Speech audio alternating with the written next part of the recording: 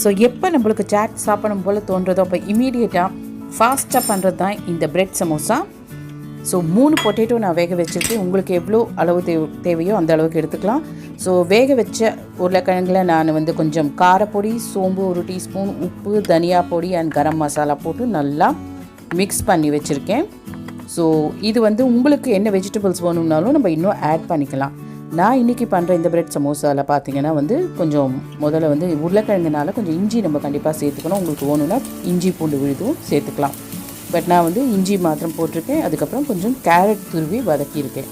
Carrot கொஞ்சம் பச்சை வாசனை போனதுக்கப்புறம் நம்ம அந்த ரெடி பண்ணி வச்சுருக்கிற உருளைக்கிழங்கு மிக்சர், அதான் உருளைக்கிழங்கு மசாலாவை எடுத்து இதில் போட்டு நல்லா எல்லா ஸ்பைஸும் எல்லா உப்பு காரம்லாம் ஒன்று சேர்கிற மாதிரி நம்ம கிளறணும். உங்களுக்கு தேவையான பட்டாணி போட்டுக்கலாம், உங்கள் இஷ்டம். ஸோ இது வந்து கொஞ்சம் கூல் டவுன் ஆகட்டும். அதாவது நம்ம சமோசா அதுக்குள்ளே வந்து ரெடி பண்ணிக்கலாம். எப்படி அந்த மேல் ஃபில்லிங் அது வரைக்கும் இது கொஞ்சம் அப்படி ஆறட்டும்.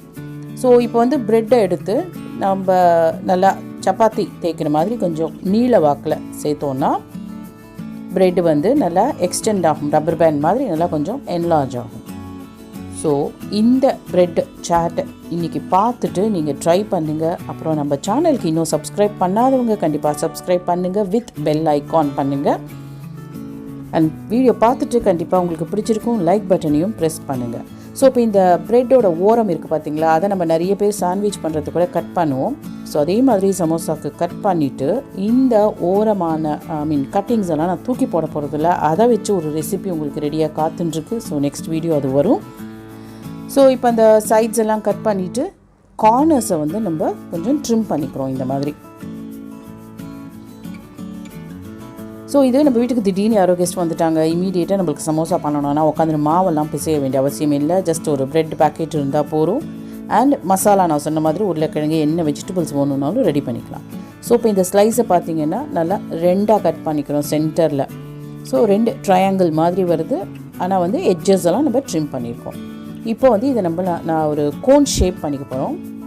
அதுக்கு மேலே வந்து லேசாக தண்ணியை வச்சு நம்ம பசை மாதிரி ஒட்டுறதுக்கு யூஸ் பண்ண போகிறோம். உங்களுக்கு டைம் இருந்ததுன்னா மைதா மாவில் தண்ணி விட்டு மைதா மாவு பசையை கூட ரெடி பண்ணிக்கலாம். ஸோ இப்போ தண்ணி வச்சதுனால நல்லா அது ஒட்டிக்கும்.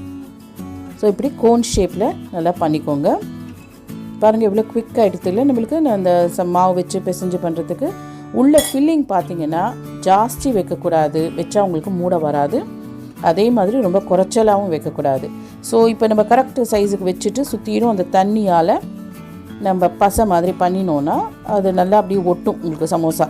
ஸோ சென்டரில் நம்ம ஆல்ரெடி இந்த ஜாயின் பண்ணியிருக்கோம் இல்லையா, அது சென்டரில் வர மாதிரி அப்படியே இந்த கோன் ஷேப்பை பண்ணிவிட்டு மேலே ஒரு சின்ன ட்விஸ்ட்டு கொடுத்துட்டா அது நல்லா பைண்டிங் ஆகிடும்.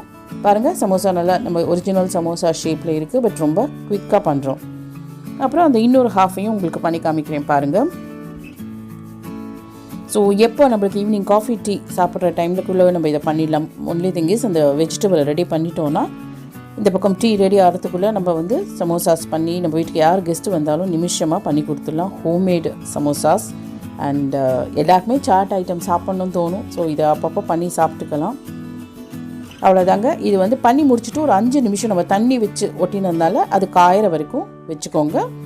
அதுக்கப்புறம் எண்ணெய் வந்து ரொம்ப சூடாகக்கூடாது, மீடியமான ஹீட்டில் தான். ஏன்னா நம்ம எது பொரிச்சாலும் சமோசா ஆகட்டும் வடை ஆகட்டும் எதுவாக இருந்தாலும் ரொம்ப எண்ணெய் சூடாக இருந்ததுன்னா உங்களுக்கு மேலே வந்து ரொம்ப கிறிஸ்பாயிட்டு உள்ளே வந்து வேகவே வேகாது. ஸோ அதை அவாய்ட் பண்ணுறதுக்கு மீடியம் ஹீட்டில் போட்டு இந்த சமோசாஸை நல்லா மொறுன்னு எடுத்தோன்னா நல்லா கிறிஸ்பாக டேஸ்டியாக அப்படி ஒரு சாட் ஐட்டம் நம்ம வீட்டிலேயே நம்ம வந்து அடையார் ஆனந்த பவன் அங்கே எங்கே போய் இதெல்லாம் தான் வாங்குவோம். ஸோ வீட்லேயே பிரெட் சமோசா பண்ணி அசத்திடலாம். யார் வந்தாலும் ஒரு 5 நிமிஷம் வெயிட் பண்ணிங்கன்னு சொல்லிவிட்டு நீங்கள் பேசிண்டே அப்படி டீ இந்த பக்கம் போட்டுட்டு இந்த பக்கம் சமோசாவை பண்ணிடலாம். ஸோ அடுத்த வீடியோவில் உங்களை நான் மீட் பண்ணுறேன். பாய்.